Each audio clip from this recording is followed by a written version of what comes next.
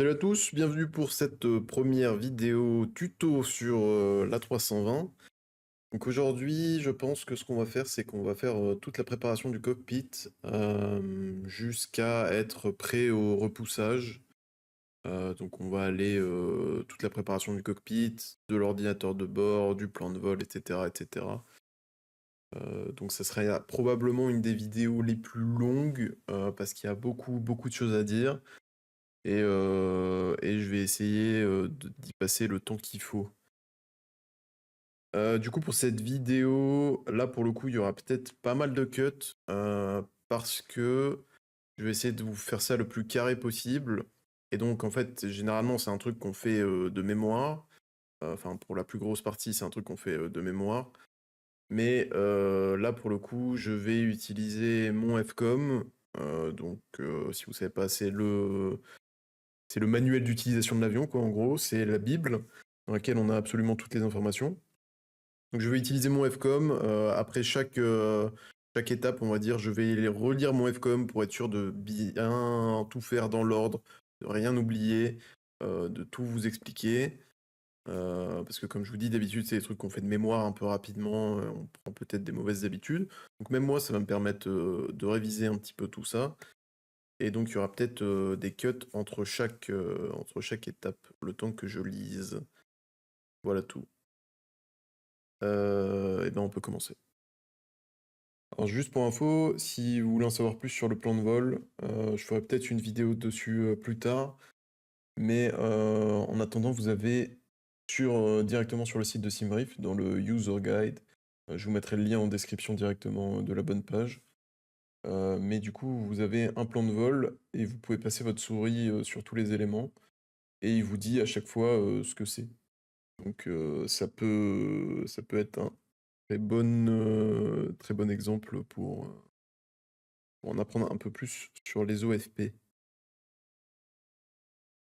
Alors petite chose que je vous ai pas précisé, je vais pas parler, en tout cas dans cette vidéo, peut-être que j'en ferai une plus tard si ça intéresse des gens. Je vais pas parler de tout ce qui concerne l'extérieur de l'avion.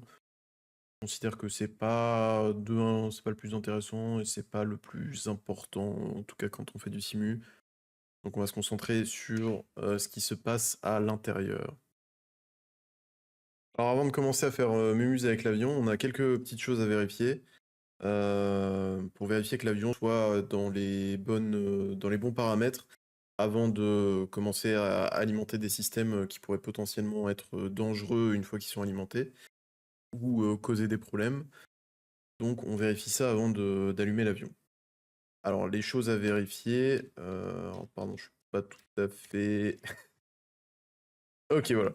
J'ai un peu de mal avec mes caméras, mais je vais m'y faire, vous inquiétez pas.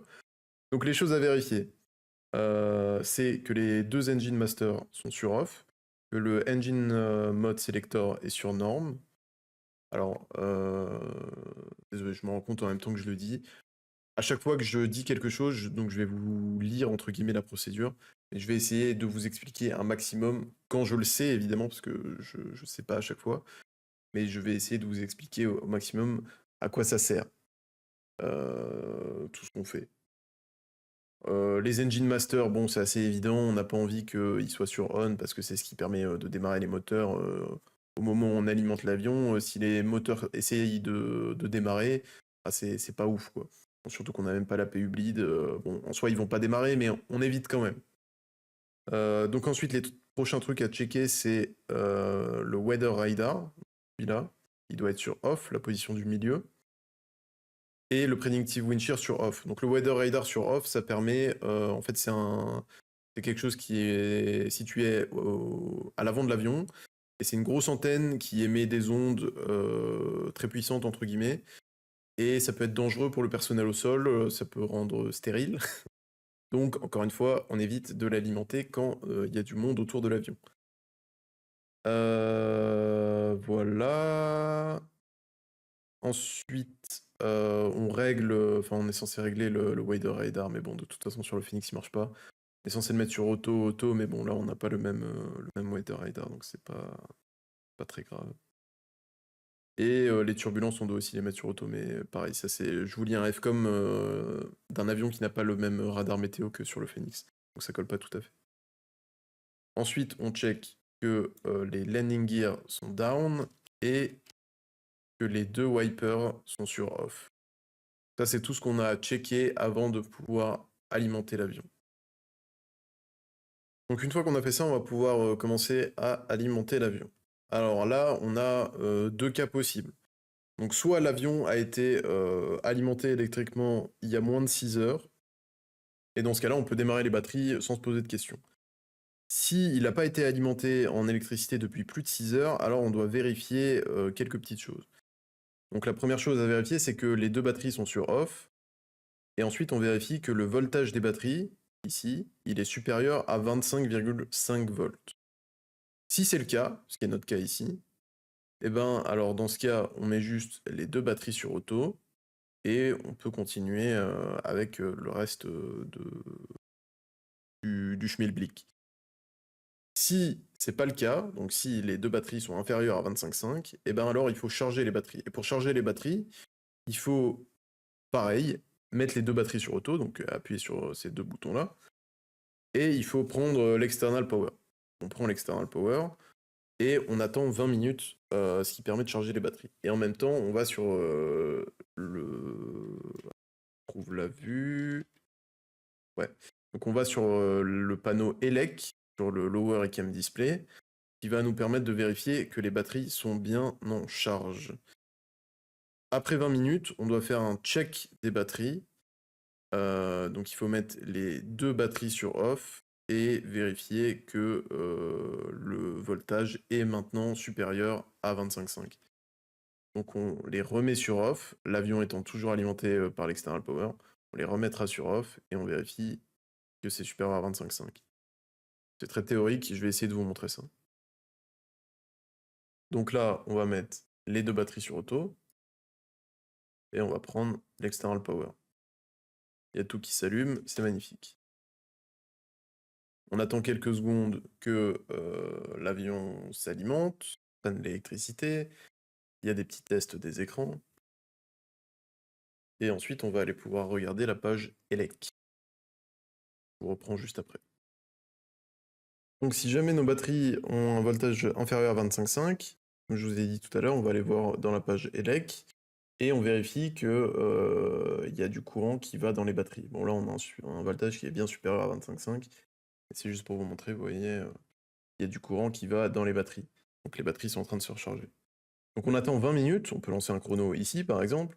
On attend 20 minutes, et après 20 minutes, le cycle de charge est terminé, et du coup on met les 2 batteries sur off. On check maintenant que le voltage est supérieur à 25,5. Bon, nous c'était déjà le cas avant, mais bref. Et ensuite on peut remettre les batteries sur auto. Alors j'ai juste oublié de préciser quelque chose, c'est que nous on avait l'external power qui était disponible. Si jamais on n'a pas d'external power, ce qu'on fait pour alimenter l'avion, c'est qu'on fait on utilise l'APU, donc on démarre l'APU. Je vais vous remontrer ce que ça donne. Je vais couper l'external power. Là, l'avion n'est plus alimenté. Bon, ça va prendre quelques secondes avant qu'il y ait tout qui se coupe, parce qu'on est juste sur les batteries, mais voilà.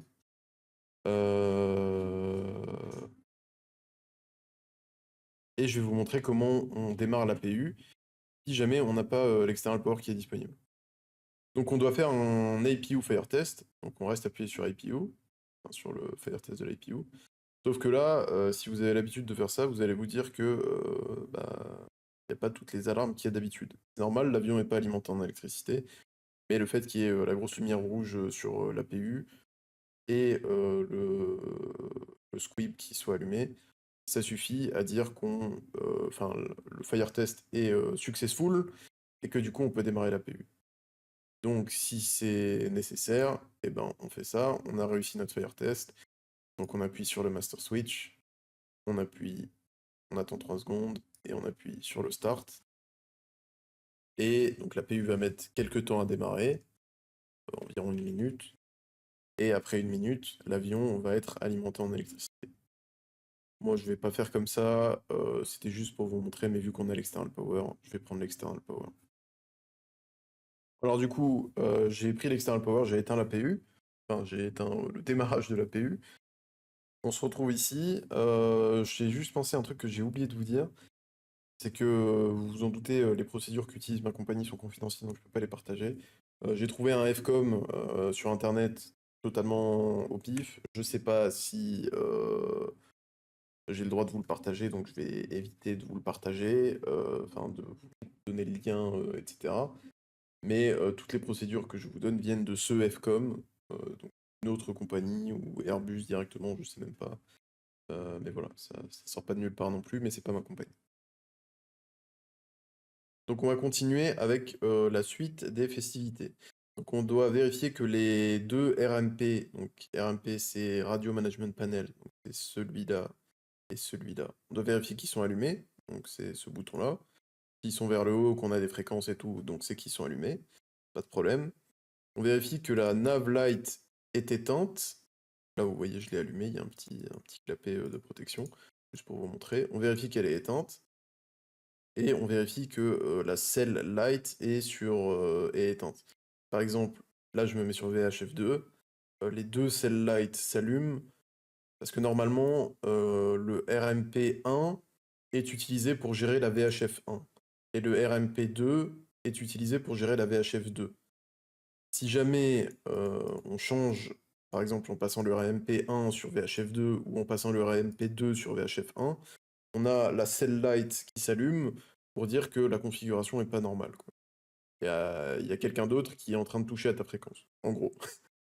Donc on vérifie que la configuration est bonne, que le RMP1 est sur VHF1 et que le RMP2 est sur VHF2. Donc on va utiliser les deux RMP, donc la VHF1 on va l'utiliser pour toutes les communications avec l'ATC. La VHF2 on va l'utiliser pour monitor la guard frequency, donc 121.5 qui est la fréquence d'urgence. Et on va aussi l'utiliser si jamais on a besoin d'écouter un ATIS, on le mettra sur la VHF2, on quittera temporairement la guard frequency pour écouter l'ATIS dont on a besoin. Et du coup, on aura besoin d'écouter en permanence la VHF2. Donc ça, c'est le ACP, Audio Control Panel, qui nous permet d'écouter les fréquences qu'on veut. Et ça, c'est le RMP qui permet de tune les fréquences, enfin de sélectionner les fréquences qu'on veut. Rapidement, le ICP, comment ça fonctionne? Donc on peut sélectionner, quand on appuie sur les boutons comme ça, là, c'est pour écouter des fréquences. Donc on peut écouter toutes les fréquences qu'on veut, mais on peut parler sur une seule à la fois. Il paraît assez logique, ça serait un peu problématique si on pouvait parler sur toutes les fréquences en même temps. Donc pour parler sur la fréquence qu'on veut, on utilise cette petite barre du haut, là, qui nous permet de choisir où ira notre voix quand on va parler. Par exemple, si je le mets là, et que j'appuie sur le push to talk, on le voit pas, j'arrive pas à vous le montrer, mais derrière, voilà, le push to talk qui est ici, donc c'est le bouton pour parler, et ben, vu que j'ai mis sur VHF2, ma voix sortira sur la fréquence qu'on a mis en VHF2, donc ici sur 121.5. Si je le mets sur VHF1, ma voix sortira sur la fréquence qu'on a mis en VHF1, donc ici 121.955.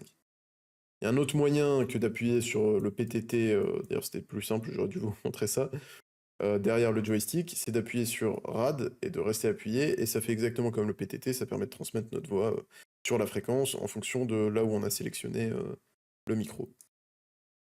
La seule petite particularité, c'est pour le PA. Vous voyez là, à chaque fois je peux cliquer et ça reste. Le PA, si j'appuie, ça reste pas. Donc il faut rester appuyé pendant qu'on fait un PA. Si on veut le faire comme ça, il y a d'autres moyens de faire un PA. Donc le PA, c'est public address, c'est les annonces qu'on fait aux passagers. Et du coup, il faut rester appuyé dessus si jamais on veut faire un PA. Donc du coup, dans notre situation actuelle, où on n'a pas eu besoin de démarrer l'APU puisqu'on avait l'external power, c'est maintenant qu'on va faire l'APU fire test. Donc maintenant, on reste appuyé quelques secondes sur l'APU fire test. Ding ding ding ding ding ding ding, on check, pardon, on check, alors vous voyez pas ma souris, c'est dommage. Mais on check que les master warnings s'allument à gauche et à droite. On check qu'on a un ICAM avec écrit APU fire. Et si j'arrive, on check encore une fois que la lumière du fire switch de l'APU s'allume et que les bouteilles d'extinction du feu s'allument aussi. Le squib discharge là qu'on a en haut. Si jamais l'APU est démarré et qu'on fait un fire test, fait, il y a une protection sur l'APU qui fait qu'il est capable de enfin, il y a une auto-extinction en cas de feu. Donc le problème, c'est que quand l'APU est démarré, si on fait un test de feu moteur, l'avion considère ça, enfin de feu APU, l'avion considère ça comme un vrai feu, et du coup va potentiellement éteindre l'APU. Donc si jamais l'APU est allumée, on est quand même censé faire un APU fire test, mais dans ce cas-là, il faut le faire pendant moins de 3 secondes, parce que sinon, l'avion va considérer potentiellement que c'est une vraie alerte, et va potentiellement éteindre l'APU pour protéger. C'est un truc qui existe que sur l'APU, il n'y a pas d'auto-shutdown des moteurs en cas de feu, ça serait trop problématique. C'est au pilote de décider de couper les moteurs. Mais bon, ça, on en parlera un autre jour. Ah oui, pardon, un truc que j'ai oublié de préciser dans le fire test de l'APU, mais bon, je pense que c'était assez évident. Quand on appuie dessus, ça fait ding ding ding ding ding ding ding ding ding. Donc ça fait aussi partie du test pour qu'il soit successful. On appelle ça le CRC pour Continuous Repetitive Chime. Voilà, juste pour info. Donc maintenant, si on veut, on peut démarrer l'APU, même si on a l'external power. On peut démarrer l'APU vu qu'on en aura besoin plus tard. Nous, généralement, ce qu'on fait, et surtout là, ça va être une cockpit, enfin, ça va être une préparation très longue. Donc on va remettre à plus tard le démarrage de l'APU. Mais pour démarrer l'APU, c'est pas bien compliqué, c'est comme tout à l'heure. On appuie sur le master switch, on attend 3 secondes, on appuie sur start, et l'APU va démarrer. Une fois que l'APU est démarré, bon, je vous montrerai tout à l'heure quand on le démarrera, mais une fois qu'il est available, on met l'APU bleed, enfin pardon, on déconnecte l'external power et on met l'APU bleed. Voilà, c'est le moment où je me rends compte que la vidéo risque d'être vraiment très longue parce que ça fait 15 minutes et on n'a pas fait grand chose, on a juste mis l'avion, on a alimenté l'avion au courant, donc la vidéo risque d'être très longue. Accrochez-vous, ça va bien se passer. Donc maintenant, ce qu'on va faire, c'est qu'on va mettre les 3 IRS sur nav. Donc on met dans l'ordre 1, 2 et 3.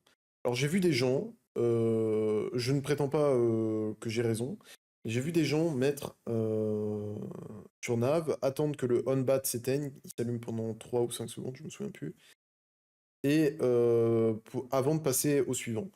Moi j'ai vu ça écrit nulle part, je sais pas d'où ça vient, je sais pas s'il y a une raison à ça, mais en tout cas moi je ne le fais pas, et j'ai vu aucune information qui dit de le faire.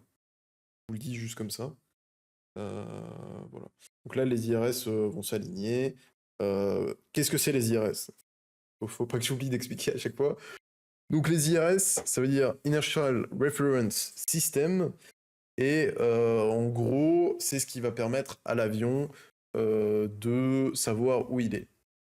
Donc nous, on a des AD-IRS. Donc c'est en gros un regroupement entre les IRS et les Air Data. Bon, c'est un peu grossier, mais voilà. AD-IRS, ça veut dire Air Data Inertial Reference System. Et donc, vous voyez, en fait, il y a deux parties. Il y a l'IR et il y a l'ADR. Donc, l'IR va gérer tout ce qui est positionnement de l'avion, navigation, etc. Et l'ADR va nous permettre va gérer tout ce qui est information je perds mes mots, toutes les informations qui sont liées à l'environnement. Donc c'est-à-dire, il va prendre les informations des sondes, je n'arrive pas à vous montrer, les sondes Pitot, les statiques, et c'est ça qui va nous permettre d'avoir des informations sur notre PFD. Donc, les informations de vitesse, d'altitude, de vertical speed, ce genre de choses. Ça, c'est les ADR qui gèrent. Alors, chose importante que je n'ai pas précisé, quand on aligne les IRS, c'est important d'être à l'arrêt, complet, parce que sinon, le reset des IRS, enfin, les IRS vont se reset et elles vont pas compléter l'alignement parce que ça nécessite, pour qu'elles se calibrent correctement, ça nécessite que l'avion soit à l'arrêt. Si jamais on a fait un long vol juste avant, que l'avion était encore alimenté électriquement et que les IRS étaient encore alignés, on peut avoir, donc si on va dans FMGC, Data, Position Monitor, là on aura la position, enfin la déviation des 3 IRS. Si la déviation est supérieure à 5 nautiques, on peut faire un fast alignment des IRS. Donc le fast alignment des IRS, comment ça se passe? Bon, je vais pas vous le montrer là parce que sinon ça va reset l'alignement parce que nous, elles n'ont pas encore été alignées. Mais du coup, il faut mettre les 3 sur off et les remettre sur nav en 5 secondes. Donc il faut le faire très rapidement. On met sur off les 3, on remet sur nav les 3. Et ça permet de réaligner les IRS quand elles ont déjà été alignées. Les recalibrer, entre guillemets. Encore une fois, ça se fait au sol, à l'arrêt. Bon, ensuite, les manuels disent qu'il faut set les cockpit lights, donc ça, il y en a beaucoup. Il y a d'abord, il y a celle-là qui nous permet de... Alors, je vais peut-être me mettre de nuit juste pour que vous voyez bien quelle lumière fait quoi. Voilà, c'est un peu trop extrême parce que moi, je vais plus rien voir. Ah, quelque chose comme ça. Donc, on a celle-là qui gère l'illumination des boutons sur le pédestal. Merde, pardon. On a ça qui gère la floodlight, qui est ici, un peu partout, là, sur l'avant du tableau de bord. On a ceux-là qui gèrent... pardon, je raconte n'importe quoi, ça c'est le loudspeaker. On a celui-là qui gère le PFD. On a celui-là qui gère le ND. Et juste derrière, on a un autre bouton qui gère le ND. Bon, je peux pas vous montrer là, mais ça gère la luminosité, pardon, des autres informations qui sont displayées sur le ND. Donc ça peut être le terrain, ou ça peut être le radar météo. Bon, encore une fois, le radar météo ne marche pas sur cet avion. On a d'autres lumières, on a celle du FCU, donc celle-là, ça gère le rétroéclairage des boutons du FCU, et ça, c'est les écrans. Voilà, on a la même chose pour les écrans de l'autre côté. Ensuite, on a les deux des ICAM, enfin des écrans centraux, ici. On a la luminosité du MCDU. Ensuite, si on va un peu plus haut, on a la luminosité de l'overhead. Donc, encore une fois, ça gère le rétroéclairage des boutons. Qu'est-ce que je peux vous montrer? On a la dome light qui est l'éclairage global de la cabine. On peut mettre sur dim ou sur bright. Ça change un petit peu l'éclairage. Bon, ensuite, on a celle-là. Bon, elle n'est pas super utile. Ça éclaire le côté, là. Et on a des reading lights aussi. Celle-là éclaire. Bon, c'était surtout à l'époque parce qu'avant, on mettait les charts ici. Bon, maintenant, il y a un iPad, donc c'est plus très utile d'avoir une reading light, mais elle est toujours là. Et je crois que c'est à peu près tout. La prochaine étape, elle n'est pas tout à fait applicable en simulateur. C'est de vérifier entre nous que tous nos EFB, donc nos tablettes, sont sur la même version, les synchroniser. On a une troisième tablette qui est la tablette de l'avion qui est rangée ici chez nous, dans laquelle il y a le tech log de l'avion et tout un tas d'informations très intéressantes. On doit vérifier les versions, que toutes les versions des applications, etc., des databases de navigation sont à jour et qu'on a les mêmes. Mais du coup, bon, au simulateur, ça n'a pas trop d'impact, je vous le dis juste comme ça. Ensuite, on doit accepter l'avion. Donc pour accepter l'avion, qu'est-ce que ça veut dire? C'est de vérifier la condition de l'avion, son état comme il nous a été donné, et vérifier si on est OK de voler avec, entre guillemets. Donc pour ça, on a le recall. Donc on appuie pendant 3 secondes sur recall. Ça veut bien. Voilà. Et donc là, on a un recall normal, donc ça veut dire, entre guillemets, que tout va bien. Si jamais il y avait eu des problèmes dans les vols d'avant, ils auraient pu s'afficher en appuyant sur recall. Et l'autre truc qu'on fait également avant d'accepter l'avion, c'est de checker, donc comme je vous ai dit dans le troisième iPad, on a une application qui est, alors sur c'est comme ça dans ma compagnie, mais dans d'autres compagnies c'est différent. Nous on a un tech log qui est électronique, donc ça veut dire que c'est le carnet de maintenance de l'avion, quoi, en gros. Donc il y a toutes les informations sur l'avion, sur les différentes maintenances qu'il y a eu. Et il y a aussi ce qu'on appelle les MIL, les MEL ou les CDL. Donc MEL, ça veut dire Minimum Equipment List, CDL, Configuration Deviation List. Et donc ça, en gros, c'est des petits défauts qui sont sur l'avion, dont on doit être au courant, parce que c'est des défauts qui sont sur l'avion, mais qui n'empêchent pas l'avion de voler. Donc il peut y avoir certaines mails qui ont un impact opérationnel, qui vont changer nos procédures, mais ça n'empêche pas l'avion de voler et on a toutes ces informations dans le tech log de l'avion. Les CDL, donc Configuration Deviation List, c'est par exemple, bon, je vais prendre un exemple un peu extrême, mais imaginez, je sais pas, je vais me remettre 2 jours parce qu'on voit rien.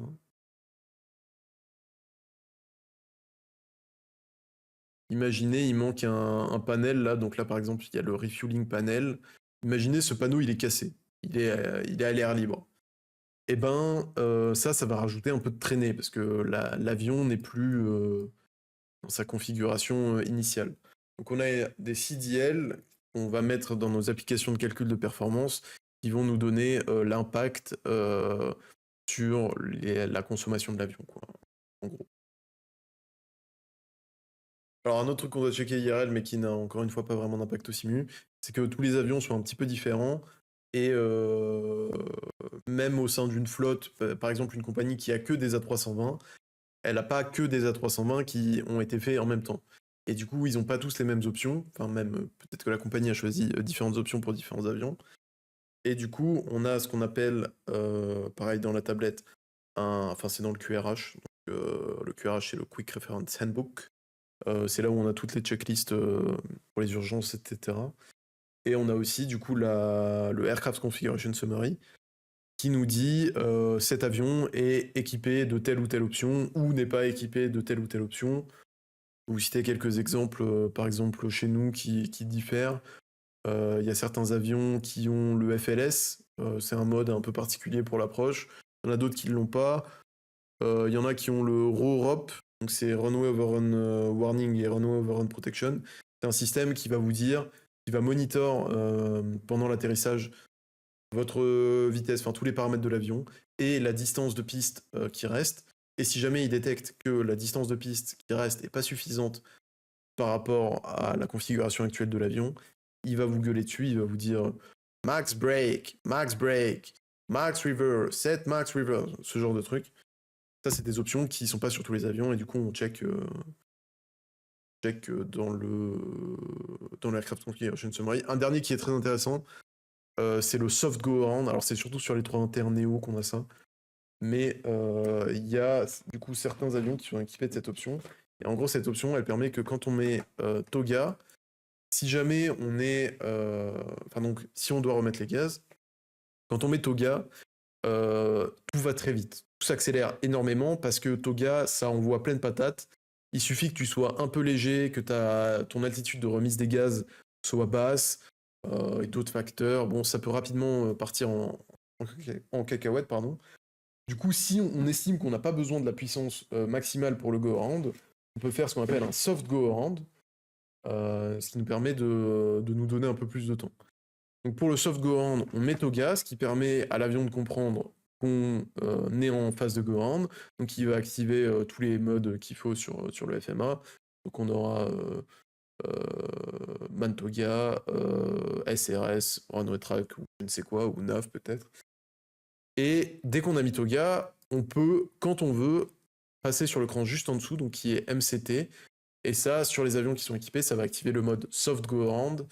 Et ça va donner une poussée qui nous permet d'avoir une montée, si je me souviens bien, je crois que c'est 2600 pieds par minute. Et du coup, c'est beaucoup plus tranquille, ça nous donne beaucoup plus le temps que le mode TOGA. On a une poussée qui est raisonnable et plus adaptée à la situation. En fonction des situations, il y a certaines situations où on aura besoin du TOGA. Mais si on se rend compte que c'est pas suffisant, évidemment, on peut toujours repasser en TOGA. Voilà, juste pour information. Alors encore une dernière petite chose que je vous ai pas précisé. Pour accepter l'avion, on doit checker les OEB, les Operation Engineering Bulletins.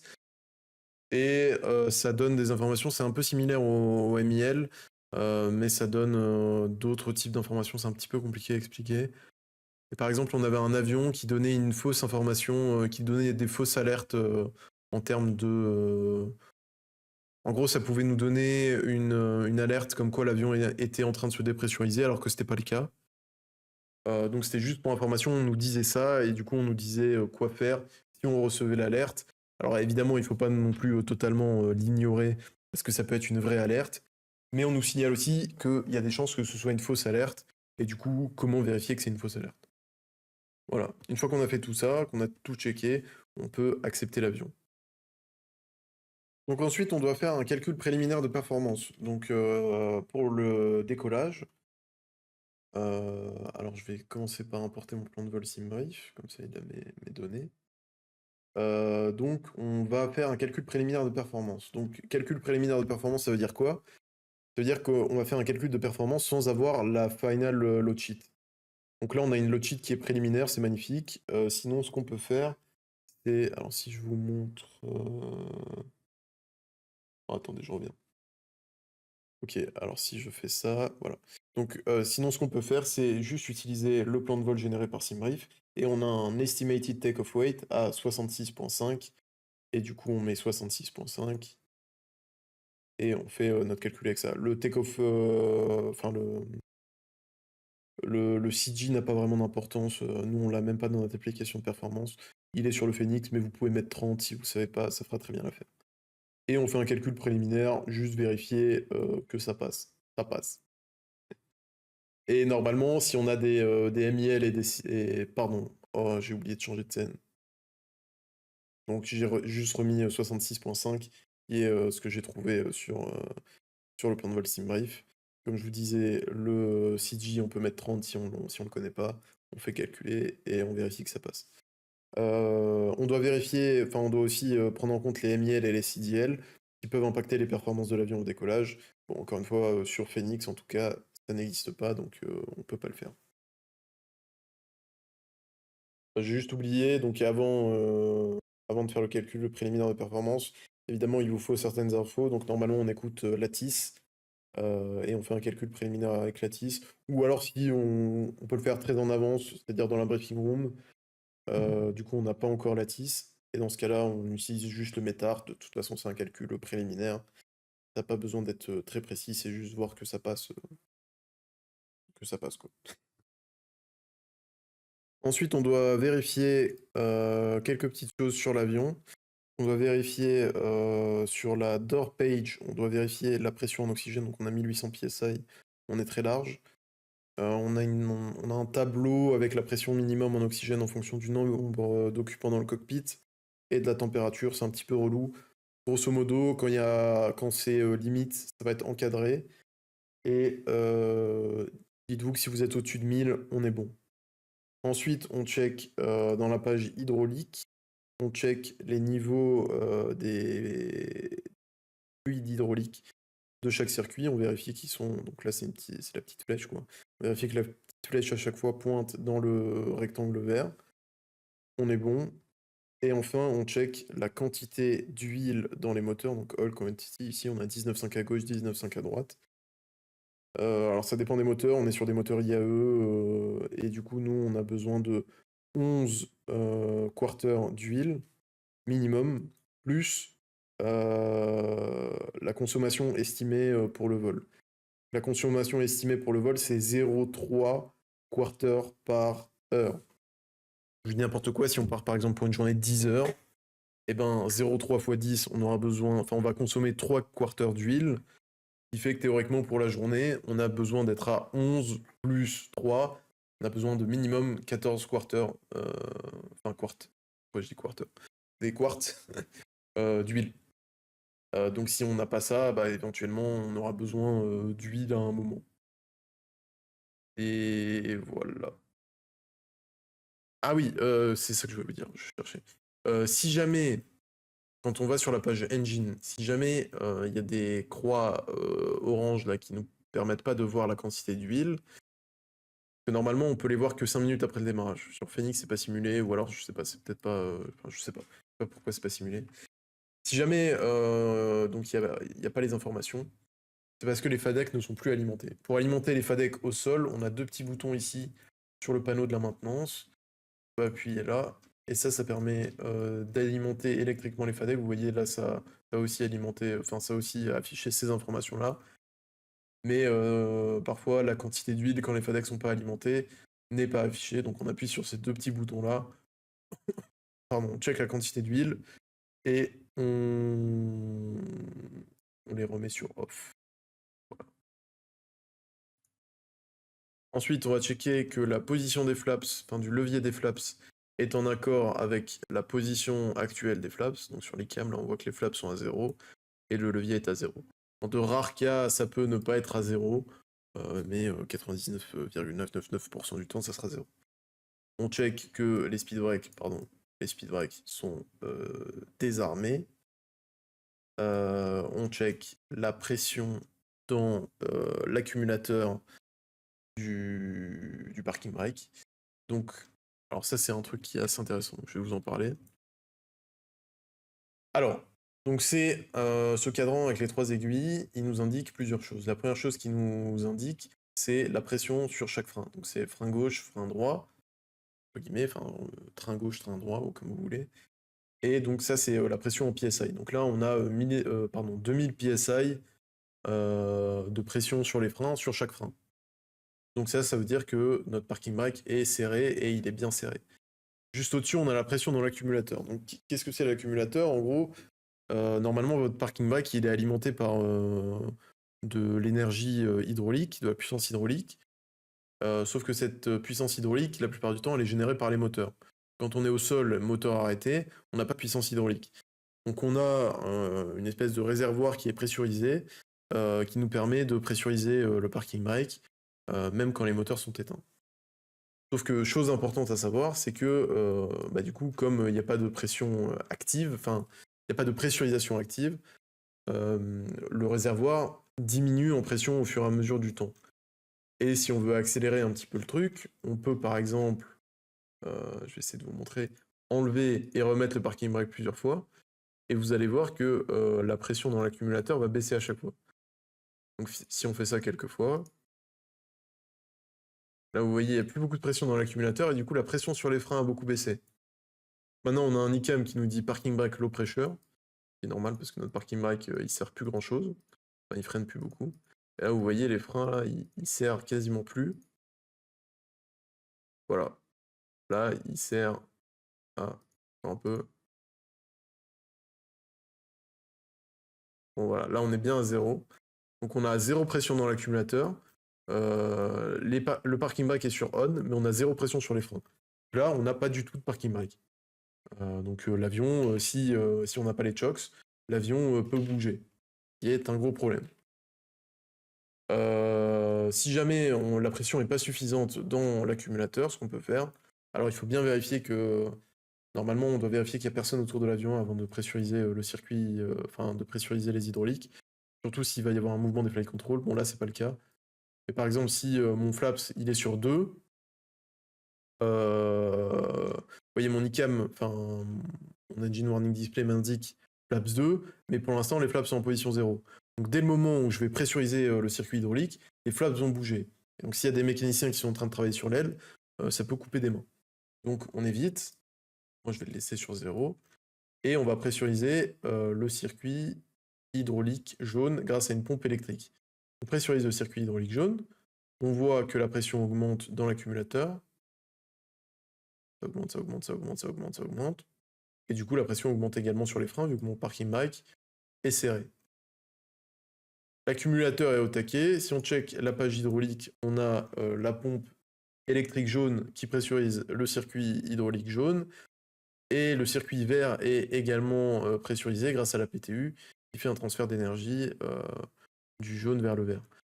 Je ferai, je pense, des vidéos sur chaque système, en tout cas les plus intéressants, où on va parler de chaque système un peu plus en détail. Là, je vous en parle un peu rapidement, mais plus tard, on en parlera avec certainement plus de détails. Donc là, maintenant, c'est bon, on a de la pression sur notre parking brake, on peut couper la Yellow Electric Pump, et voilà. Si jamais on recommence à jouer avec le parking brake, la pression va à nouveau chuter, et c'est un cercle infini. Bon, alors là, à ce moment-là, le PF va rester dans l'avion pour continuer à préparer l'avion. Et le PM va aller dehors faire le walk-around, donc le tour avion, comme je vous ai dit, je vais pas en parler aujourd'hui. C'est pas ce qui est le plus intéressant, mais juste très rapidement, il doit checker parce que ça c'est encore dans l'avion, il doit checker les emergency equipment, Bon, je vais en parler rapidement. Il y a les live vests là qui sont, pardon, pas ça. Il y a les live vests qui sont derrière les sièges. Il y a l'extincteur, on doit vérifier qu'il est valide, que la pression est dans le verre. On a le PBE là qu'on doit checker. On a la hache, on a les gants ici. Et voilà. Et on doit aussi checker la pression de l'oxygen bottle. Qui est. Pardon, je raconte n'importe quoi, c'est pas du tout l'oxygen bottle. C'est le. Je sais plus le nom. Le rain repellent. Donc c'est le liquide qu'on balance, bon, qu'on n'utilise jamais, mais on doit quand même checker qu'il est dans le verre. C'est ça, ça permet de balancer un. Oh putain, ça marche, je savais même pas. Ah non, ça marche pas. Si. Ah non, ça marche pas. J'ai cru que ça marchait. Et ça permet de balancer un liquide hydrophobe sur le pare-brise et ça permet de mieux que la pluie adhère pas trop au pare-brise, mais on s'en sert jamais. On check la pression, enfin la quantité ici. Et on doit aussi checker dans les emergency equipment les flashlights qui sont juste ici. Et les escape ropes qui sont bien rangés. Ensuite, donc le PM, il doit aussi checker, enfin non, le PM ou le PF, peu importe. Il doit aussi checker que tous les circuit breakers sont bien rentrés. Donc la meilleure technique, c'est soit de passer sa main au-dessus de tout, comme ça vous voyez s'il y en a un qui sort. Et vous voyez si j'en sors un. Ah, si j'arrive. Voilà, si j'en sors un, si vous passez votre main, bah, vous allez sentir qu'il y en a un qui est plus haut que les autres. Ou alors vous vous mettez juste du côté. Et ça permet de voir aussi s'il y en a un qui sort. Surtout si on se met comme ça. Vous voyez, en fait, on voit le blanc derrière le circuit breaker. Et du coup, on voit qu'il est sorti. D'ailleurs, il y en a un autre là-bas qui est sorti, je ne sais pas pourquoi. Donc j'ai bien fait de checker mes circuits breakers. Donc il y en a là, il y en a là, derrière l'écran, il y en a encore. Il y en a là, et il y en a juste derrière la porte, juste ici, il y a quelques circuits breakers. Si on ouvre la porte, ils sont juste derrière la porte. Et ensuite, le PM s'en va faire son tour avion. Ciao, ciao.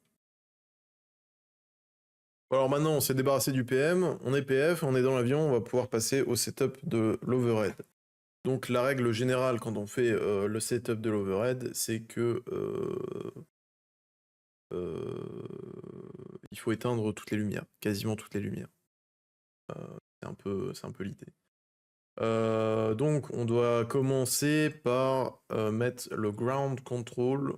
Alors c'est marrant parce que j'aurais pas commencé par ça. En train de lire en même temps la procédure. Moi, je sais pas, ils l'ont pas mis ou alors je vois pas. Bon, normalement on met le crew supply sur on. Voilà, donc ça c'est mis sur on. Ensuite on allume le ground control. Ah pardon, j'oublie à chaque fois.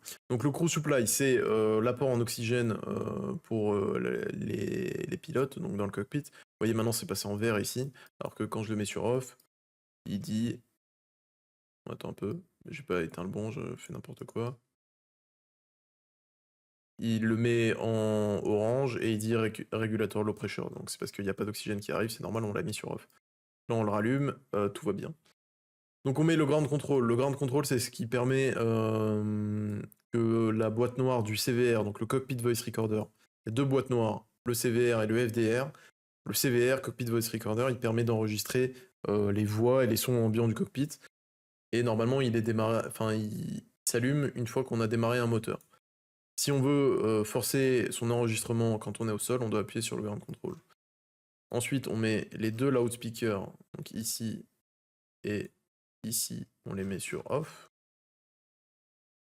Et on fait un CVR test. Donc on reste appuyé sur le... Pardon, je fais n'importe quoi. On reste appuyé sur le CVR test, pas le erase. Et vous avez entendu le petit bip qui nous indique que le test est réussi. Alors ensuite, on va continuer avec le setup de l'overhead. Donc globalement, je vous ai dit, on essaie d'éteindre les lumières et on fait de gauche à droite, de bas en haut. Donc on va dire qu'il y a trois grandes colonnes. Donc ça, c'est la première colonne à gauche, deuxième colonne au milieu, et la troisième colonne à droite. On commence par la première colonne de bas en haut. On a fait crew supply, ground control. Ensuite, on monte. Nous, dans notre compagnie, ce switch, on doit le mettre sur captain. Ça fait qu'il n'y a que ici qu'on peut lancer les évacuations. Mais ça, j'imagine que ça dépend des compagnies. Et ça, c'est déjà fait, donc la colonne de gauche est terminée. On passe à la colonne du milieu. On doit armer les emergency exit lights, le no smoking sur auto, la nav sur 1, la strobe sur auto.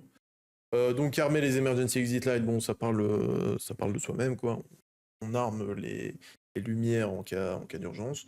No smoking sur auto, ça, en fait, sur les nouveaux avions, comme on n'a plus le droit de fumer dans aucune compagnie, à ma connaissance, tous les avions sont équipés, enfin, le no smoking est allumé en permanence. Le mettre sur auto, en fait, ça permet juste qu'on n'ait pas le message sur les cams. Bon, alors là, on l'a, mais quand on rétracte, enfin, quand on, faut pas le mot en français, quand on repliera le train, quand on rentrera le train, le message va disparaître et ça nous permet d'avoir un cam propre. Les seatbelts, on les allume pas tout de suite parce que normalement, il faut attendre que le refueling soit terminé. La nav et logo, on peut la mettre sur 1 ou sur 2, ça change pas grand chose. Il y a juste deux lumières. En gros, il y a deux sets de lumières différentes. Et la strobe sur auto, ça l'allume pas quand on est au sol, mais ça permet de faire un backup. Si on oublie de l'allumer en rentrant sur la piste, et ben au moins en étant sur auto, au moment où on va décoller, la strobe va s'allumer. Ensuite, on vérifie encore une fois que tout est éteint. Bon, je m'en suis jamais servi, mais on peut éventuellement avoir besoin du probe window heat. Donc on peut le forcer sur on avant le démarrage des moteurs si on a besoin de dégivrer le pare-brise. Bon, ça sert pas à grand chose. Mais c'est là. Dans ma compagnie, on met le pack flow sur l'eau. Ensuite, on continue à monter. Les fuel pumps, on attend pareil que le refueling soit terminé. Et on fait les engine fire test. Donc un peu comme la PU, on reste appuyé. On a la grosse lumière qui s'allume, les deux bouteilles d'extinction qui s'allument. On a les master warning à gauche et à droite. On a l'ICAM. Et j'arrive pas à vous montrer. Change de caméra. Voilà. Et on a le fire qui s'allume ici. Donc le test est réussi. On peut relâcher. Et on fait la même chose avec le moteur 2. Tout s'allume, les master warnings, ça s'allume, et ça aussi, ça s'allume, et l'ICAM, on est bon. Et le ting ting ting ting ting, évidemment. Pardon, j'ai aussi oublié de vous dire, ça doit être sur auto, on vérifie bien qu'il est sur auto. Et voilà. Alors ensuite, on monte un tout petit peu plus haut, là, juste au-dessus de l'overhead standard. On vérifie que le audio switching est sur normal.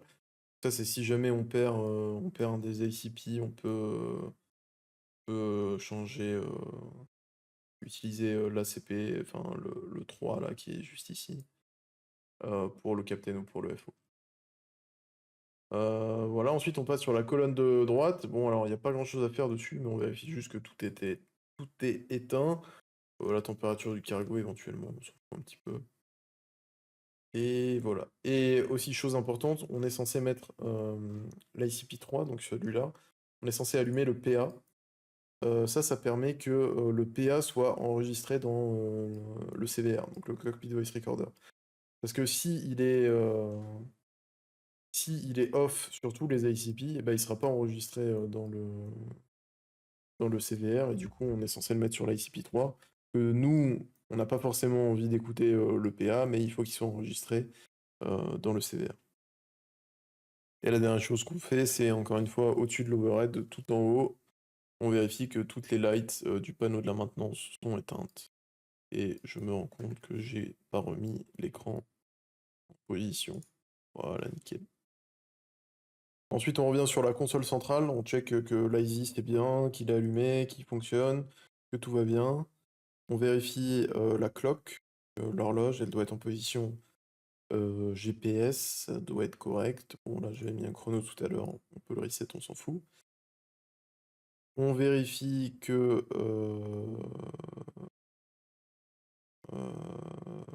Pardon, je me suis perdu. On vérifie que l'anti-skid nose wheel steering est bien sur on. Ensuite, on passe au pédestal. Donc, on recheck encore une fois que les deux RMP sont allumés, que la nav light est éteinte, que la cell light est éteinte. On met les bonnes fréquences sur les RMP, donc sur AVHF1, sur AVHF2.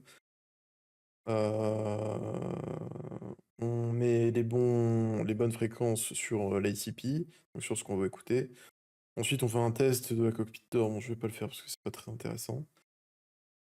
Et on check que le switching panel, donc qui est ici, les quatre sélecteurs là, ils sont en position normale. Ces sélecteurs, ils permettent, donc il y a toujours, on a trois, j'arrive pas à vous les montrer, mais on a trois, oula, c'est en couille. Perdu dans mes vues, ok. On a trois Zadirs, et du coup, si jamais on en a un qui pète, et ben on peut toujours récupérer les informations du numéro 3. Par exemple, là j'ai tout mis, je fais un peu n'importe quoi, mais là j'ai mis Air Data et Attitude Heading depuis l'IRS numéro 3 du côté Captain. Mais bon, en temps normal, on est censé rester en normal, justement. C'est bien fait. On vérifie que les thrust levers sont sur idle, que les engine master sont sur off, que le engine mode selector est sur normal. Ensuite, on vérifie la pression de l'accumulateur hydraulique, que la manette du parking brake est sur on et qu'il y a de la pression sur les freins. Ensuite, on vérifie, j'ai du mal à vous le montrer, que la manette d'extension par gravité est rentrée. On vérifie que le TCAS est sur standby, que le transpondeur est sur standby, que l'alt reporting est bien sûr on, et on choisit système 1 ou 2. Alors ça va être en fonction de qui est PF. Donc si le captain est PF, donc c'est lui qui va voler, ça veut dire que l'AP1 sera engagé, donc on va mettre sur 1. Si c'est le first officer, ça sera le 2. Moi je vole à gauche sur Simu, donc on va rester sur le 1. Après avoir fait tout ça, félicitations, on peut enfin passer à la préparation du MCDU, du FMGC. Et donc c'est ce qu'on va faire. Donc là on a des messages dans le Scratchpad, on va commencer par les clear. Pendant là il nous demande de select these artists. On va faire ce qu'il nous dit, on va sélectionner le FMGC. Ensuite on a des messages dans le Scratchpad. Nav accuracy upgrade, c'est parce que les IRS sont alignés, on clear. GPS primary, c'est parce que les IRS sont alignés, on clear. Donc on arrive sur la page data. Si jamais vous n'arrivez pas sur la page data, enfin c'est data aircraft status, on arrive sur cette page. Sur cette page, on doit vérifier plusieurs choses. Donc les moteurs, qu'on est bien, ça correspond bien avec les moteurs qu'on a. On vérifie la database. Donc on a une database qui est valide du 23 janvier au 19 février. On est le 12 février, donc on est bon. Et on a une deuxième database qui est exactement la même. Généralement, on a celle d'après qui est déjà préchargée. Ensuite, on check le idle perf factor. Donc ça, c'est un facteur qui va permettre au FMGC de faire ses calculs en fonction de l'usure de l'avion. C'est-à-dire que quand l'avion sort d'usine, il est tout beau, tout neuf, tout propre, il a des performances à 0,0. Avec l'usure des moteurs, les moteurs ont un régime au ralenti, donc un idle plus élevé, et ils vont consommer plus de carburant à cause de l'usure. Et du coup, ça va dépendre des moteurs. Simbrief le gère, j'ai découvert ça. Donc je vais vous montrer ici, voilà. Donc c'est Fuel Bias, on est à -3. Donc on va mettre... Alors pour changer ça, il faut écrire ARM dans Change Code. Et ça nous permet, vous voyez avant c'était vert. Vert ça veut dire qu'on peut pas changer. Bleu ça veut dire qu'on peut changer. Donc, maintenant on a mis ARM, on peut changer. Et donc... Ah putain, je vous montre pas le bon truc. Bon, vous avez vu sur Simbrief que c'était -3. Je vais enlever Simbrief. Et je vais refaire ça. Donc on écrit ARM. Et on le met dans Change Code. Vous voyez là c'est vert. Je mets ARM, ça passe en bleu. Et du coup, maintenant, je peux écrire -3. Donc, on a notre perf qui est à -3. Et je peux écrire, enfin, je peux clear le ARM. Magnifique. On a fini avec la page data. J'ai encore oublié quelque chose. Pour tout le setup du FMGC, on utilise un acronyme qui est diffsrip. Comme ceci. Donc, ça veut dire data, c'est l'ordre des pages en fait dans lequel on va setup le FMGC. Data, init, flight plan, secondary flight plan, radnav, init B, perf. Et on peut même rajouter un deuxième P qui est la page prog, mais c'est pas obligatoire. J'essaierai de vous l'afficher en permanence à l'écran si j'y pense pendant mon super montage. savoir un petit peu où on en est et de faire toujours référence à ça pendant la préparation du FMGC. Alors juste avant de passer, donc là on a fini data, juste avant de passer à init qui est normalement la prochaine étape, si jamais on a des navets qui sont unserviceable pour X ou Y raison, ça peut être écrit dans les notam. Ce qu'on peut faire, c'est qu'on peut aller dans data, que je me trompe pas, c'est pas un truc qu'on fait souvent, c'est position monitor je crois. Voilà, selected navets. Et là on peut désélectionner des navets. Donc par exemple là je suis à Montpellier. Si on me dit dans les notam que le VOR de Frejorg, Fock Juliette Roméo ne fonctionne pas, eh ben je peux le désélectionner ici. Et du coup l'avion va pas l'utiliser. Vous voyez, il a changé, avant on était sur Frejorg, il a mis Avignon.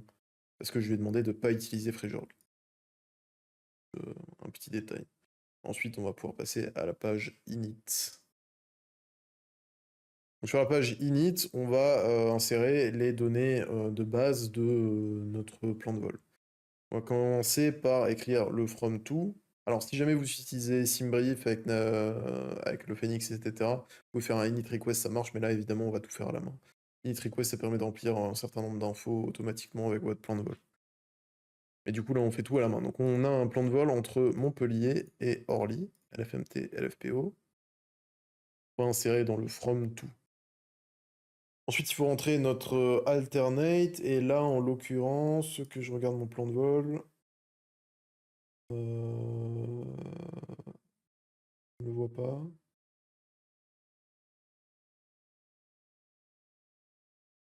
Je le vois pas. Bon, je reviens. Ok, je suis aveugle, c'est bon, je l'ai trouvé, donc c'est LFAQ. Alors, je sais même pas où c'est, mais bref, on s'en fout. C'est juste pour l'exemple. On va mettre LFAQ en alternate. Flight number, on va mettre Phoenix 1, 2, 3, on s'en fout. Cost index, donc ça c'est le cost index qui est donné dans le calcul de SimRiff, donc qui est affiché ici. Donc pour nous c'est 30, donc on va mettre cost index 30. Et le niveau de croisière, pareil, il est calculé par SimRiff. Là on a step climb 320, donc on va juste aller au 320. Donc je vais juste écrire 320, et ça sera magnifique. Si on peut mettre la température au cruising level. Ce qui va améliorer les prédictions, sinon il se base sur la température ISA. Par contre, ce qu'on peut mettre, c'est la ground temperature, donc ça c'est en écoutant la TIS ou en regardant le METAR si jamais on n'a pas la TIS. Donc on va regarder le METAR, départure LFMT, donc le QNH, on va profiter pour set le QNH en hectopascal, et on va mettre QNH 10-17, température 13. Donc 10-17, et température 13 degrés. L'altitude de la tropopause, je crois pas qu'elle soit donnée par SimBrief. Donc on va pas la mettre. Et du coup, encore une fois, il se base sur l'ISA. L'ISA, c'est une atmosphère standard. Alors évidemment, on n'est jamais en atmosphère standard, mais on va dire que c'est une moyenne des conditions mondiales au long de l'année, quoi. Pas très précis, mais on va s'en contenter. Ensuite, donc on a fini avec la page init, on va passer sur la page flight plan. On va sur flight plan. Nous, dans ma compagnie, ce qu'on fait, c'est que quand on n'a pas le départ qui nous est donné, on va juste mettre la piste. Donc avant d'avoir la clearance de la tour, on met juste la piste. Donc on met LFMT, départure. On s'attend à un départ en 12 gauche, donc on met juste 12 gauche, et c'est tout. On mettra l'acide que quand on aura l'acide. Ensuite, je vais vous montrer SimBrief. Je vais juste vous montrer la route. Donc ça, c'est notre route complète. Je vais l'insérer à la main. Bon, je vais pas vous montrer SimBrief. Faites-moi confiance, je recopie exactement ce qui est écrit. Donc, le premier point, c'est Novembre Golf. Enfin, le premier point après l'acide, c'est la fin de notre seed. Novembre Golf. Est-ce que c'est celui à 23 ou à 26? Bon, alors il y a moyen de vérifier ça. Il faut regarder, par exemple, la fréquence. Ouais, bon, c'est un NDB, donc ça sera pas... Ah, c'est un NDB ou c'est... Attendez, je vais vérifier. Je vais vous dire de conneries quand même.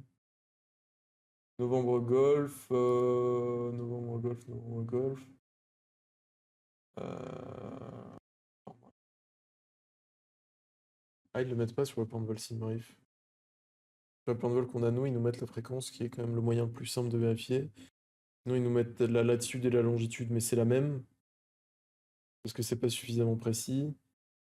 Du coup, on va prendre un au pire, c'est pas très grave. Et si c'est pas le bon, on vérifiera une fois qu'on aura mis l'acide que c'est pas le bon Novembre Golf. Pas très important. Ensuite, après Novembre Golf, on fait un direct Molène. Bon, là, je suis à peu près sûr que c'est pas celui à 5123 nautiques. Molène. Ensuite, Mike Tango Lima. Pareil, c'est pas celui à 4500 nautiques. Après Mike Tango Lima, on va suivre une Airway qui est la UM 976 jusqu'à Mopem, pardon. On insère. Après Mopem, on va mettre un direct Pibat. Et après Pibat, ça sera une arrivée Pibat 9 Echo pour l'ILS 06 à Orly. Le VIA, à mon avis c'est Molba, mais bon, on vérifiera dans une autre vidéo, c'est pas le sujet aujourd'hui. Donc là on a une discontinuité. Oula. On a une discontinuité juste après notre piste, c'est normal parce qu'on n'a pas mis l'acide. Et si on se met en mode plan, on peut vérifier qu'après on n'a pas de discontinuité, qu'on a un plan de vol qui ressemble à peu près à quelque chose. C'était bien Molba la transition, je suis vraiment trop fort. Et on a encore une autre discontinuité, mais ça c'est dû à la star, parce qu'il y a un guidage radar à la fin de la star pour l'ILS 06. Voilà, notre plan de vol est fait. Ensuite, on va passer au secondary. Donc, pour le secondary, ce qu'on fait, c'est qu'on commence par copier l'actif. Une fois qu'on a copié l'actif, normalement sur le secondary, au départ, on va mettre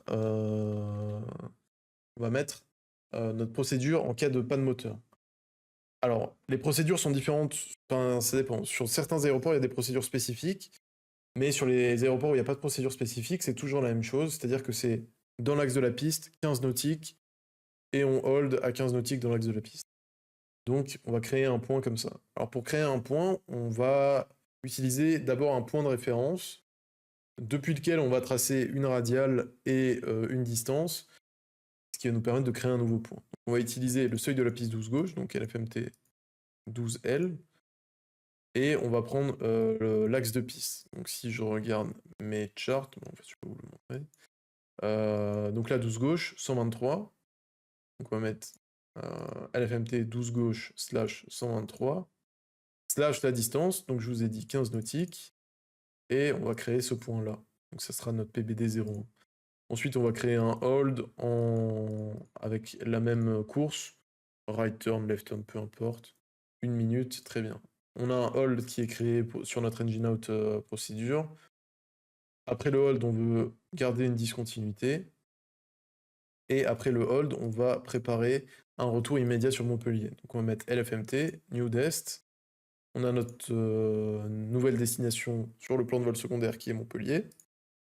Et on va juste préparer une procédure d'arrivée en 12 gauche si on a besoin de faire un retour immédiat. Donc ça sera la AirNav 12 gauche. On met pas de star, on s'en fout. De toute façon, on aura l'aide de l'ATC puisque ce sera probablement en Mayday si on a besoin de faire un retour terrain immédiat. Donc juste pour vous montrer à quoi ça ressemble. Voilà, donc on a le départ en 12 gauche, on continue dans l'axe, et on entre dans le hold PVD 01, et on tourne à l'infini jusqu'à avoir traité notre panne. Une fois qu'on est prêt, on va faire notre AirNav 12 gauche, et on repose à Montpellier. Voilà, et après on a la remise des gaz de Montpellier, bon, normal. C'est tout pour le secondary. Sur la page Radnap, hein, il y a encore un dernier truc qu'on fera sur le secondary, mais on le fera plus tard. Sur la page Radnav, on peut sélectionner, on peut intune des fréquences. Donc l'Airbus, c'est magique, il va automatiquement mettre des fréquences intéressantes en fonction de notre position. Si jamais on veut l'obliger à garder une fréquence ou à mettre une fréquence en particulier, on peut les écrire dans la page radnav. Moi, si par exemple j'ai envie de garder Frejorg pour l'instant, eh ben, je peux mettre, faut que je vais être en gauche, je peux l'insérer à gauche ou à droite, peu importe, et ça me permet de garder Frejorg. Je peux insérer une course aussi si j'ai besoin, qui me permettra de l'avoir sur mon CDI si je me mets en mode VOR. Donc là, si je me mets, si par exemple je mets, je sais pas, 240 au pif, j'aurais dû le mettre là. Donc là, on a notre CDI qui est sur la course 240, vous voyez, c'est pas très... 248, pardon. Je n'ai pas fait exprès, je voulais mettre 240. Alors, on va mettre 240. J'ai mon CDI qui est sur la course 248, outbound 060, voilà. On peut faire ça, on s'en sert très peu, mais c'est là, pareil pour l'ILS, et pareil pour les ADF. Voilà pour la page radnav. Donc après, on est à init, mais B, init page 2, petite flèche de droite, et on va mettre le 0 fuel weight et le 0 fuel weight CG. Donc pour ça, comme on n'a pas encore de load sheet pour le moment, on va utiliser SimBrief, on va utiliser les estimations. Donc on va dans Estimated, 0 fuel weight, 61. Donc je vous remets le simu, on met 61, slash, on ne connaît pas encore le CG, donc on va mettre 30. C'est une valeur standard quand on ne connaît pas, c'est pas très important. Le fuel dont on aura besoin pour le vol, encore une fois, on le regarde sur SimBrief. Donc c'est le bloc fuel, il est ici, 5.656, on arrondit toujours au-dessus, donc ça sera 5.7. On met 5.7 dans le bloc fuel. Ensuite, le vent, devinez où c'est sur SimBrief. Average wind component, -5. Donc on va lui dire -5. Ça veut dire 5 nœuds de vent de face, en moyenne sur tout le vol. Ensuite, on doit checker tous les fuels, enfin tous les fuels. En checker certains en tout cas qui correspondent bien avec notre plan de vol. Donc si on va sur SimBrief, on check les fuels. Donc le trip, on est à 2.7. Nous, sur notre avion, il calcule 2.3. Bon, tant mieux, il estime qu'on va économiser un peu de carburant. Les réserves, par contre, SimBrief, il nous a mis 0.6 de réserve, enfin 617. Donc on va faire, on va lui dire comme ce que SimBrief nous a dit, donc on va mettre 0.6. Ensuite, l'alternate, SimBrief, il nous dit 1.1, 1.2, on essaie d'arrondir au-dessus. Donc, on met 1.2. Et le final, même s'il n'est pas d'accord avec SimBrief, on garde les 30 minutes, ça c'est important. Donc maintenant, on a des informations assez intéressantes. On a le minimum destination fuel on board. Donc ça, c'est quoi? C'est notre alternate plus nos final reserve. Ça veut dire que le dernier moment pour dérouter, c'est quand on a 2.2, enfin 2 tonnes de fuel. Une fois qu'on a moins, on est normalement on n'a plus le droit de dérouter. Enfin bon, c'est un petit peu compliqué. Encore une fois, peut-être que je ferai une vidéo sur le fuel. Ça peut peut-être être intéressant. En tout cas, nous, les informations qui nous intéressent, c'est éventuellement notre take-off weight, donc 66.5, et c'est tout bêtement l'addition du 0 fuel weight plus le fuel. Donc le 0 fuel weight, c'est le poids de tout l'avion sans le fuel, auquel on rajoute le fuel, pardon, j'ai juste oublié un petit truc, c'est le 0 fuel weight plus le fuel, moins le taxi, parce qu'une fois qu'on sera au décollage, on aura consommé le taxi fuel. Donc si par exemple j'exagère et que je mets 5 tonnes de taxi, eh ben, il me dit qu'au décollage, on pèsera 61 tonnes. Et on va laisser 0.2 parce que c'est généralement ce qu'on consomme au taxi. 200 kg. Extra slash time, donc ça c'est notre extra fuel et le temps représenté en minutes. Donc on a 600 kg, ce qui représente 16 minutes de fuel. Et ça c'est notre marge en plus de tous les minimums légaux. Donc en gros, il additionne tous les fuels là. Enfin, il fait ce fuel là moins tous ces fuels là. Et ce qui reste, c'est l'extra. Basiquement. Nous, on a mis le trip wind à 5 parce que c'est ce que nous a donné SimBrief. Si on veut un truc un peu plus précis, on peut aller dans init, wind, wind request, et il va choper des vents plus précis, et sur chaque point, c'est plutôt pas mal. Vérifier qu'ils sont bien sur toutes les phases, et on est bien. Donc maintenant, on a fini la deuxième page d'init, qui était celle-là. On peut clear le scratchpad. Qu'est-ce qui nous reste? Perf. Donc la page perf, on va pas s'emmerder. On a l'application du Phoenix. On va juste faire send to MCDU, même si c'est les préliminaires. On va send ça pour l'instant. Donc là, on va passer un peu de temps sur la page perf parce que j'ai pas mal de choses à vous expliquer. Donc, V1, VR, V2. Alors, ça, c'est 3 vitesses. Donc, la V1, c'est la dernière vitesse, normalement, à laquelle on peut arrêter le décollage. C'est-à-dire que si on a une grosse panne, une panne majeure avant V1, on va préférer s'arrêter sur la piste plutôt que de continuer le décollage. On s'arrête et on a suffisamment de pistes restantes pour pouvoir s'arrêter tranquillement. Si jamais on a une panne après V1, même si c'est une grosse panne, eh ben on est obligé de continuer le décollage. Bon, je les vois les petits malins. Évidemment, si on a par exemple une double panne moteur après V1, bon, ben on va pas continuer le décollage. Un peu de bon sens. On va avoir du mal à aller où que ce soit avec une double panne moteur. Et bon, c'est un scénario hautement improbable. Normalement, après V1, on continue le décollage. Donc, V1, c'est la dernière vitesse à laquelle on peut stopper le décollage, mais c'est aussi la première vitesse à laquelle on doit continuer le décollage.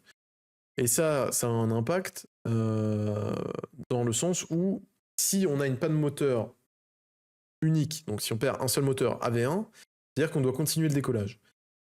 On doit continuer le décollage et on doit continuer d'accélérer jusqu'à V2. V2 qui est notre vitesse de sécurité de monter sur un moteur.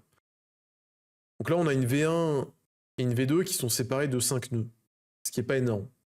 Mais si on a, je sais pas, 15 nœuds entre la V1 et la V2, c'est-à-dire que notre avion, il va devoir accélérer sur un moteur de V1 jusqu'à V2 avant la fin de la piste. Donc c'est un petit peu chaud. Pas un scénario que j'aime beaucoup. Moi, j'aime bien quand la V1 est proche de la V2. Et la VR dont je vous ai pas parlé, c'est la vitesse à laquelle on rotate, donc on tire sur le stick pour initier le décollage. Transition attitude, c'est l'attitude à laquelle on va passer du QNH au réglage standard. Je pense que vous connaissez. Là, par contre, c'est des choses intéressantes. C'est la thrust reduction et l'acceleration attitude. La thrust reduction, c'est le moment où, sur notre PFD, sur notre FMA, on aura le thrust climb qui flash ici, après le décollage. Donc normalement, pendant le décollage, on est en toga. Et au bout d'un moment, enfin, pardon, en toga ou en flex, hein, peu importe. Et après le décollage, à une certaine altitude, il va nous dire climb. Le climb va flasher ici, et c'est le moment où on est censé passer en climb. Donc vous pouvez changer cette altitude ici, et du coup ça impactera le moment où il vous dira de mettre les leviers en climb. Ça c'est la thrust reduction attitude. L'acceleration attitude, c'est le moment où on va passer du mode SRS, donc SRS qui est dans la deuxième colonne, au mode climb, ou open climb, ou VS, ou n'importe, peu importe. En tout cas, on va quitter le mode SRS. Et donc le mode SRS, il nous permet de maintenir V2 plus 10 normalement, ou on va dire V2 plus 10, pendant le décollage. Donc il maintient les thrusts pleine balle et il nous donne un pitch qui nous permet de maintenir V2 plus 10. Une fois qu'on quitte le mode SRS, on va passer en mode climb la plupart du temps. Donc les flight directors vont baisser le nez de l'avion, qui va permettre à l'avion d'accélérer pour permettre de rentrer les volets. C'est pour ça que ça s'appelle l'accélération attitude, parce que c'est une attitude à laquelle on va accélérer. Bravo. La plupart du temps, dans ma compagnie, le standard, c'est de mettre 1000. Alors, c'est par rapport à l'altitude du terrain. Bon, là, j'ai considéré que Montpellier, c'était à 0, c'est peut-être à 20 pieds, on s'en fout. 1000, c'est très bien.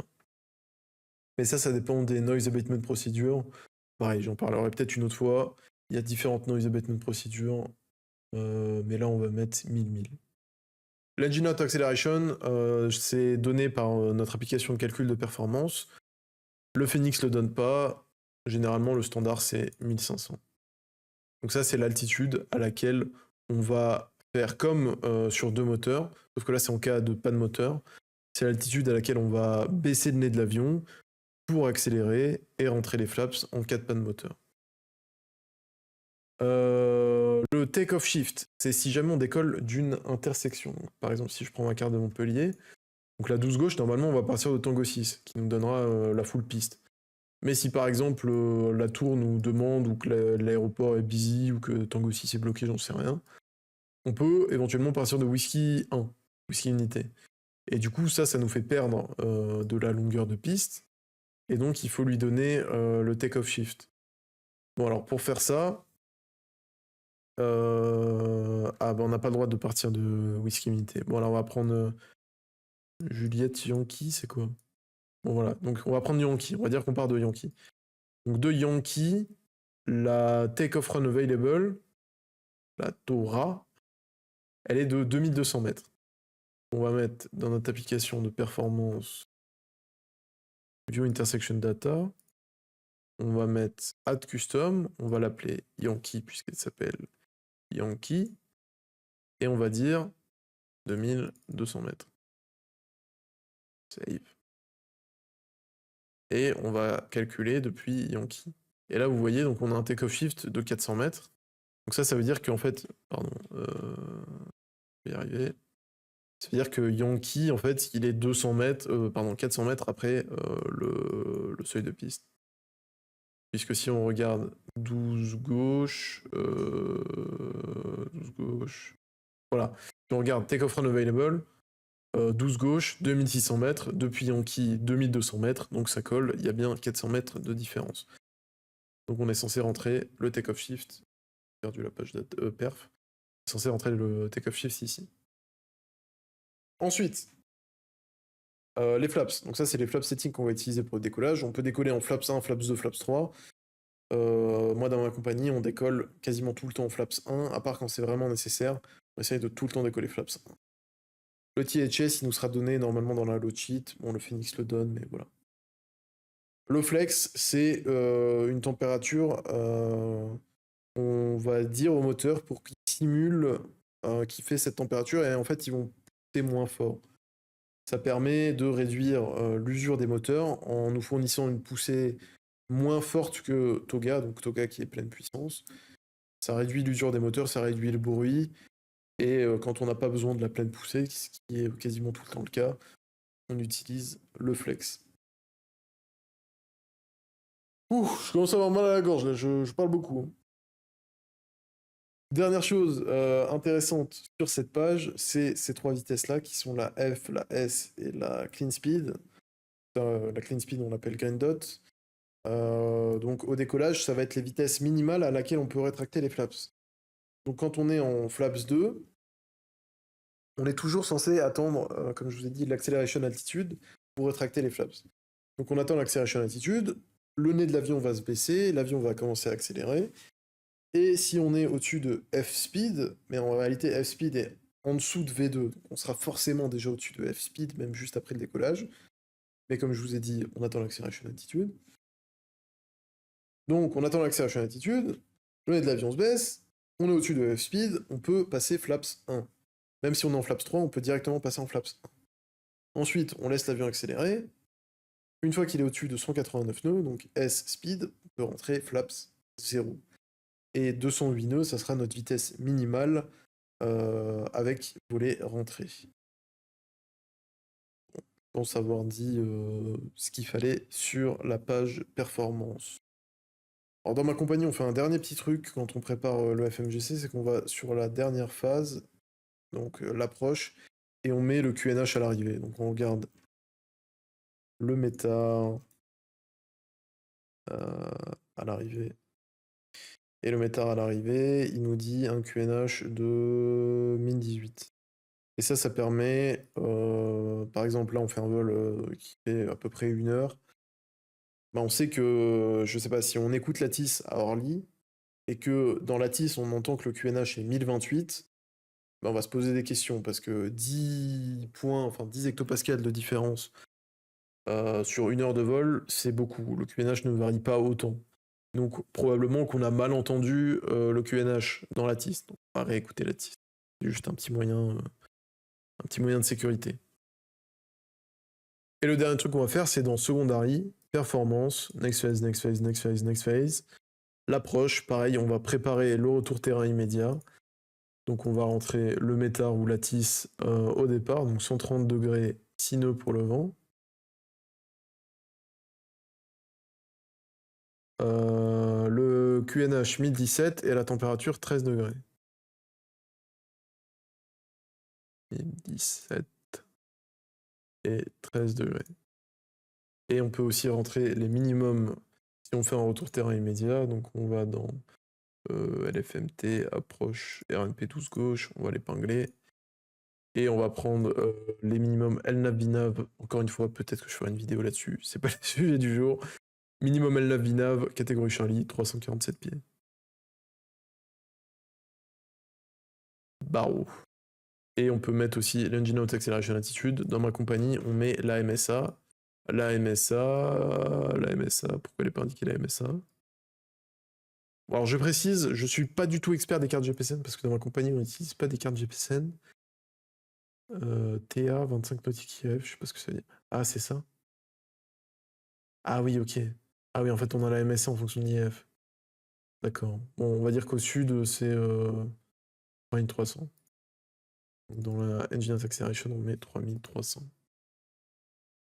Et le dernier P, donc si jamais on a rajouté un deuxième P à div strip, on peut mettre la piste en cas de retour terrain immédiat, encore une fois, donc c'est LFMT 12 gauche, et ça nous donne un bearing et une distance jusqu'au seuil de piste. Bon alors pour tout vous avouer, je pensais faire une vidéo un peu plus complète, enfin on irait un peu plus loin dans la préparation, mais je pense qu'elle est déjà suffisamment longue, et comme je vous ai dit tout à l'heure, j'ai mal à la gorge. Donc on va s'arrêter là pour cette vidéo, je vous reprendrai dans la prochaine vidéo exactement là où on s'en est arrêté. Peut-être sur un autre vol si j'arrive pas à reprendre exactement les mêmes paramètres, mais j'essaierai de rester le plus proche possible de ce qu'on a fait. Si jamais vous avez des questions sur ce qu'on vient de faire, n'hésitez pas à les poser en commentaire. Si vous avez des questions sur ce qui arrive après, attendez de voir les prochaines vidéos. Et si jamais les prochaines vidéos ne répondent pas à vos questions, posez vos questions en commentaire, c'est toujours avec plaisir. Mais si vous avez des questions sur ce qu'on a vu, hein, sur ce dont j'ai parlé aujourd'hui, des remarques, si j'ai dit des bêtises, c'est fort probable, n'hésitez pas à me le dire en commentaire. Mesdames, messieurs, merci à tous et je vous souhaite une très bonne journée. Ciao, ciao.